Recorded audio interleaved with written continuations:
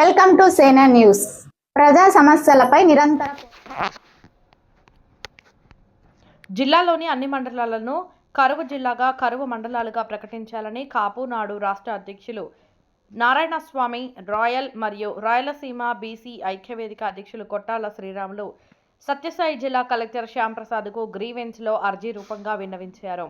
వారు మాట్లాడుతూ తక్కువ వర్షపాతం ఉన్నందువలన జిల్లాలో రైతులు సాగు చేసిన వేరుశనగ, కంది, వరి, ఉలువ మొదలగు పంటలన్నీ పూర్తిగా ఎండిపోయి రైతులకు దిక్కులేని పరిస్థితిలో ఉన్నారని, కరువు కాటకాలతో అల్లాడుతున్న ఈ జిల్లా రైతులందరినీ ఆదుకునేలాగా అన్ని మండలాలను కరువు మండలాలు, కరువు జిల్లాగా ప్రకటించేలాగా ప్రభుత్వానికి తెలియపరిచి రైతులను వేరే రాష్ట్రాలకు వలస వెళ్లకుండా చూడాలని, రైతులందరికీ పనులు కల్పించి పంట నష్టపరిహారం పూర్తి స్థాయిలో చెల్లించాలని విజ్ఞప్తి చేశారు.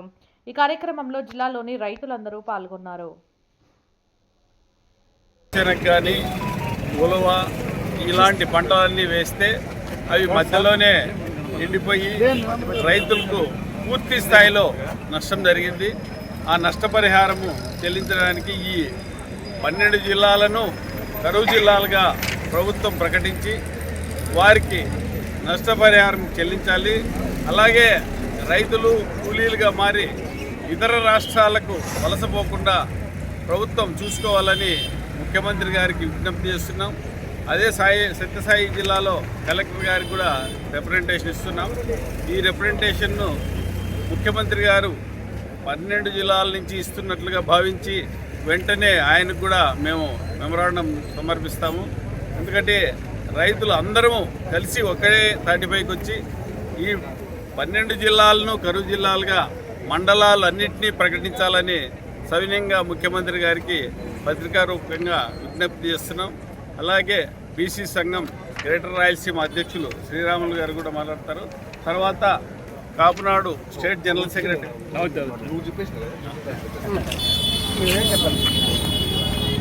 అందరికీ నమస్కారం. మీడియా మిత్రులు అందరికీ కూడా నమస్కారము. ఈరోజు రైతులంతా ఇక్కడ వచ్చి మన కలెక్టర్ ఆఫీస్ ముందు మనమంతా వచ్చి మనం రిప్రజెంటేషన్ ఇవ్వడానికి వచ్చాం. ఎందుకంటే రాయలసీమ జిల్లాలలో పూర్తిగా వర్షాపాతం పూర్తిగా రాకుండా ముంగారుల కాలంలో ఏదో అరాకొర పదునైతే ఆ పదుల్లోనే చాలామంది వేరుశెనక్కాయ, కంది, ఉలవ అనేక పంటలన్నీ పెడితే మొలకెత్తిపోయినాయి. గత ప్రభుత్వంలో కూడా 2024లో కూడా చీని చెట్లకు, మామిడి చెట్లకు మామిడి చెట్లకు నేరేడు చెట్లు తీసినారు, కానీ వేరుశెనగ పంటకు, ఉలవ, కందికి ఇవ్వలేదు. కాబట్టి వర్షాపాతం పెట్టిన పంటలకు ఇవ్వకుండా నీళ్లున్న పంటలకు ఇచ్చినారు. కానీ గత ప్రభుత్వం చేసిన తప్పిదాలు ఈ ప్రభుత్వం చేయకుండా రైతులందరికీ, పంట పెట్టిన రైతులందరికీ కూడా రాయలసీమ జిల్లాలలో ప్రతి జిల్లాలను, ప్రతి మండలంలో రైతులందరికీ పంట నష్టపరిహారం వెంటనే చెల్లించి కరువు జిల్లాలుగా ప్రకటించి రైతులను ఆదుకోవాలని చెప్పి మీడియా ద్వారా మేము తెలియజేస్తున్నాం.